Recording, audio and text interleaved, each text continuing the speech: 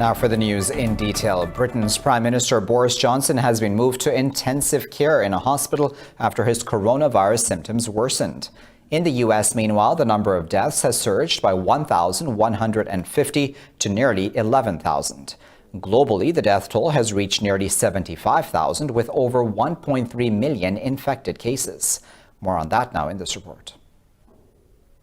The coronavirus pandemic has continued to claim more lives for another day around the globe. Although in Spain and Italy, the daily death toll has been decreasing, France is recording the highest number of fatalities in the past 24 hours. For the British Prime Minister, world leaders have sent their best wishes for a speedy recovery. Downing Street's spokesman said Johnson has asked Foreign Secretary Dominic Raab to deputise where necessary. The Prime Minister asked me as First Secretary to deputise for him where necessary in driving forward the government's plans to defeat coronavirus. And as you'll know, he's been receiving excellent care at St Thomas's Hospital. The World Health Organization says more than 70 countries have joined the UN agency's trial to accelerate the search for an effective treatment. The Director General says about 20 institutions and companies are racing to develop a vaccine for COVID-19. In the US, President Donald Trump praised therapeutics for their work to find vaccines for the coronavirus. At the end of the tunnel, there's so many things happening with therapeutics, with vaccines, with things that we really want. Deborah, Tony, they're all working so hard on this, but those therapeutics, I mean, look, the vaccines are going to be always a little bit later because of that testing period, but the therapeutics, getting the kind of things that I heard about today, talking to these brilliant companies and brilliant people on the phone was fantastic. New Zealand's Prime Minister Jacinda Ardern has demoted the country's health minister for breaching nationwide lockdown rules. Meanwhile, China's National Health Commission says no one has died in the past 24 hours from the pandemic in the country. Well, along with a drop in the daily death toll, the number of recoveries has also increased in many countries. Data from the Johns Hopkins University shows in Germany, 7,381 people have recovered from the illness in the last 24 hours, compared to 3,252 new cases. The German Defense Ministry said the data shows the measures are beginning to have an effect. Globally, over 285,000 people have recovered from the coronavirus disease so far. Johns Hopkins University data shows China has the highest number of recoveries with 77,400. China's National Health Commission also said there were no deaths in the past 24 hours from COVID-19. Pakistan has recorded the highest jump in coronavirus infections in 24 hours with 557 new cases. The health ministry said total infections have surged to over 3,800, while 28 patients are in critical condition. The ministry said with 4 deaths in 24 hours, the total has reached 54. The health ministry said nearly 430 patients of coronavirus have recovered across the country. It said over 1,900 infections have been recorded in Punjab, while Sindh province has just over 930 cases. There are 500 cases in Khyber Pakhtunkhwa, 202 in Balochistan, and 83 in the capital city Islamabad. The ministry said 59% of transmissions are from other countries, while 41% of cases are domestic. The UN has asked India to closely monitor the plight of detainees in occupied Kashmir amid the COVID-19 spread. In a press brief, UN spokesman Stefan Dujarric said the High Commissioner for Human Rights has raised the issue of incarceration with the global community. Dujarric said the UN Secretary General believes that any political solution must take into consideration the issue of human rights in the valley. A fact-finding mission of India revealed New Delhi has arrested 13,000 Kashmiris, including minors, since August 5th. The report said the arrested have been shifted to jails across India, making it hard for families to travel to meet them. Pakistan has welcomed the statement, calling on India to immediately release all arbitrarily detained prisoners. In a tweet, Foreign Office spokesperson Aisha Faruqi said measures to combat COVID-19 must respect human rights of every individual. The plight of migrant workers in India has worsened under the nationwide lockdown as they face hunger and isolation. Prime Minister Narendra Modi announced a sudden 21-day-long curfew last month to counter the coronavirus spread. Hundreds of workers are in the lurch as they have nowhere to go and no means to earn. The workers said they have not received promised ration and money by the government. Meanwhile, a doctors' association has written to Modi over the targeting of health workers for raising the issue of lack of equipment. In a letter, the medics said instead of appreciation for their services, they have faced a harsh backlash from officials.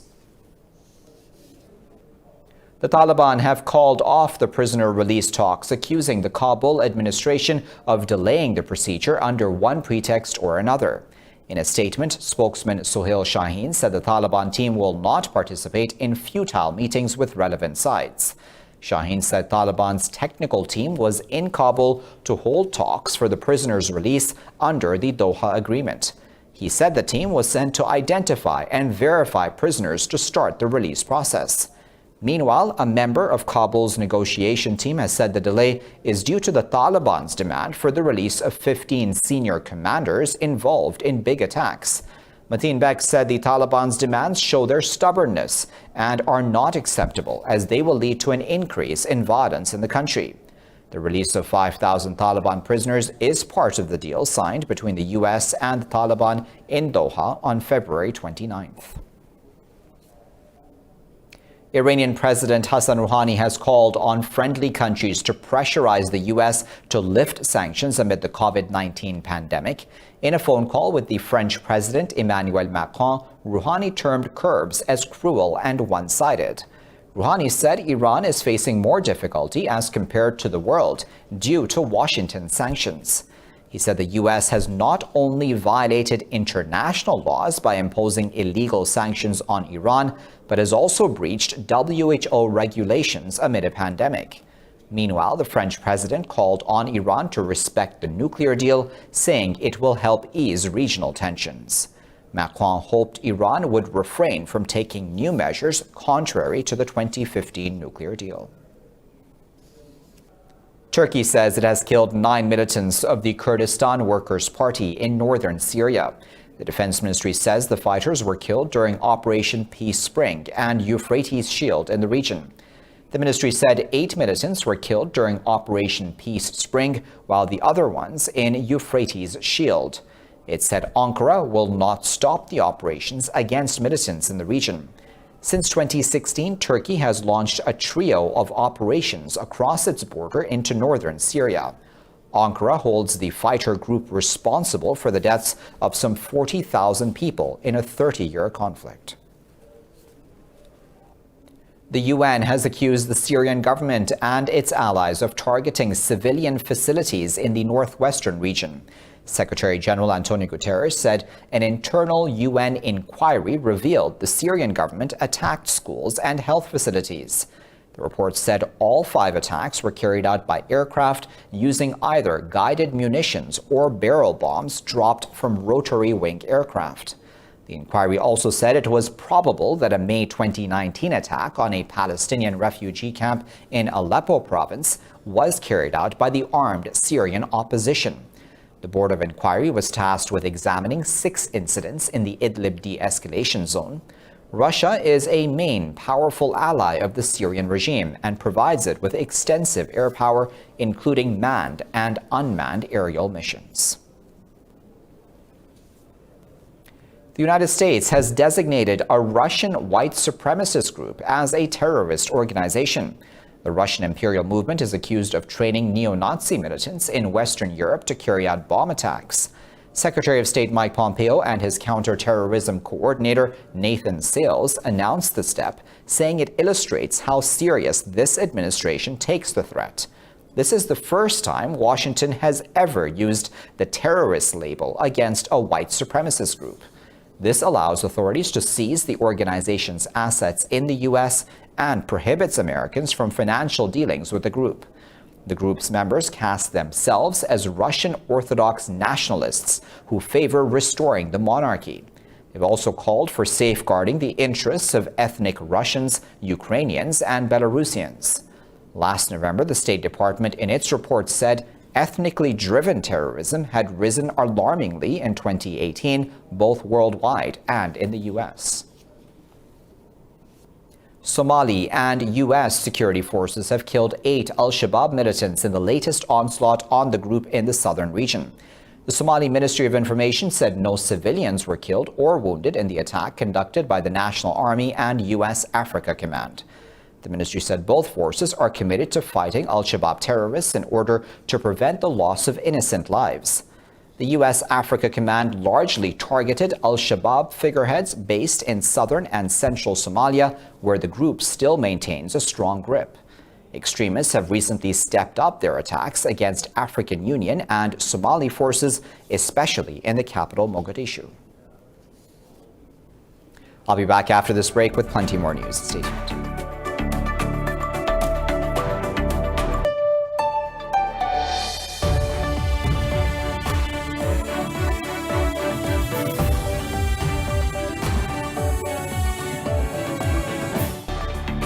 Welcome back. The UN Security Council will hold its first meeting on the new coronavirus pandemic on Thursday. Diplomats said the meeting will be held behind closed doors. They said the meeting was delayed over divisions among the Council's 5 permanent members. 9 non-permanent members of the Security Council requested the meeting. South Africa did not support the move, saying the Council's job was peace and security, not health and economic issues. UN Secretary General Antonio Guterres said he would deliver a report to the Council. The World Health Organization has criticized 2 French scientists who suggested Africa be used as a testing ground for a vaccine against coronavirus. The organization's Director General, Tedros Adhanom Ghebreyesus, said the WHO will not allow to make Africa a test ground for any vaccine. He said hangover from a colonial mentality has to stop. He said the same protocol will be followed everywhere, whether it is Europe or other parts of the world. The hangover from a colonial mentality has to stop. And WHO will not allow this to happen. And it was a disgrace, actually, and appalling to hear during the 21st century from scientists that kind of remark. And we condemn this with the strongest terms possible. But we assure you that this will not happen in Africa and will not happen elsewhere in any country. The U.S. government has allowed the manufacturing giant 3M to export N95 masks to Canada. The decision breaks a deadlock as Washington stopped the export of nearly 3 million specialized masks to Canada and Latin America. Under the new plan, 3M will import over 166 million masks from its factories in China over the coming 3 months to meet demand in the U.S. The dispute began on Thursday when President Trump invoked the 1950 Defense Production Act and halted respirators' export to Ontario province. The decision has sparked fears that Ontario might run out of supplies for its medical staff battling the novel coronavirus pandemic by the end of the week. German Chancellor Angela Merkel says the European Union is facing the biggest test since its foundation due to the coronavirus pandemic. At a press briefing, Merkel said the pandemic has produced symmetrical shock and all countries are equally affected. The German Chancellor said there is a common interest in making certain that Europe emerges strong from this test. Merkel said Germany and Europe have to produce their own protective equipment. She said it was too early to talk about relaxing the lockdown, as last week the German government extended the restrictions until at least April 19th. I would be a bad chancellor, and it would be a bad federal government if we were to name a date now. We can't. We have given the first indications as things have developed. Austria was a step ahead, but we have to use our own number of cases. It's not advised to talk about a date for Germany. Well, the World Health Day is being celebrated today with a specific theme to support nurses and midwives amid the global coronavirus pandemic. In a message, UN Secretary General Antonio Guterres said World Health Day this year has come at a very difficult time for everyone. He said the UN is more grateful than ever, I should say, to all of those who work around the clock at risk of contracting the coronavirus pandemic. In a statement, the World Health Organization reminded world leaders of the critical role nurses and midwives play in keeping the world healthy. Nurses and other health workers are at the forefront of the COVID-19 response, providing high-quality, respectful treatment and care. The WHO said along with partners, it will make a series of recommendations to strengthen the nursing and midwifery workforce. It also called for support to ensure that health workers are strong enough to provide everyone with the health care they need. Honor Blackman, one of the most memorable co-stars of the early James Bond films, has died at the age of 94.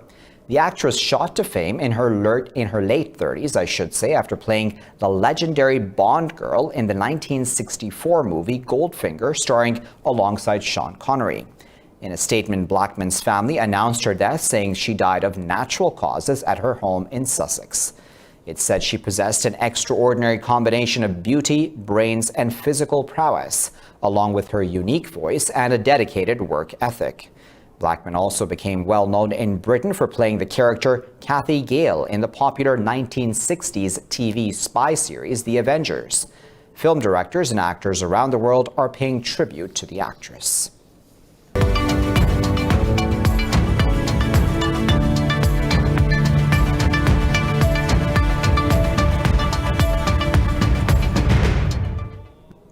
Over 100 global organizations have called on lenders to drop debt payments of developing countries this year. Major charities, including Oxfam and Action Aid International, are asking for the debt relief, which would free up $25 billion. The UK-based charity Jubilee Debt Campaign is spearheading the call. It said developing countries are being hit by an unprecedented economic shock and face an urgent health emergency. The campaign director said it is the fastest way to ensure availability of liquidity for countries to fight COVID-19. 69 of the world's poorest nations are due to pay $25.5 billion to other governments, multilateral institutions, and external private lenders this year. The French finance minister Le Maire has warned his country will likely see its worst post-war economic downturn this year. Le Maire told the Senate the economy is forecast to contract far below the negative 2.2%, a fall seen in 2009 after the global financial crisis. Le Maire said the slump is an indication of the amplitude of the economic shock the country is facing. Last month, the government estimated the economy will contract 1% this year.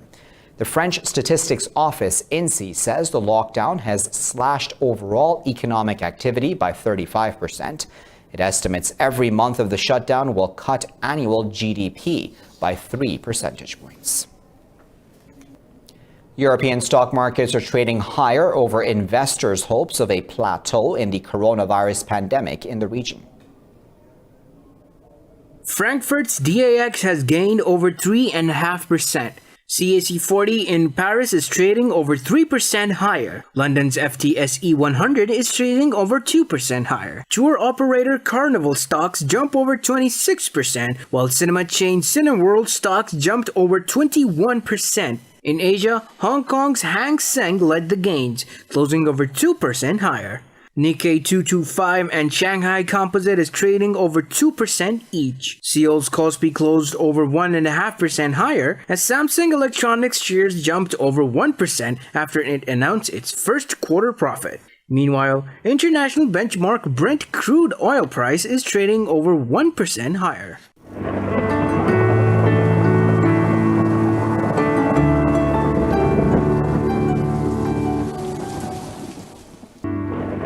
Time now to find out what the weather is like around the world.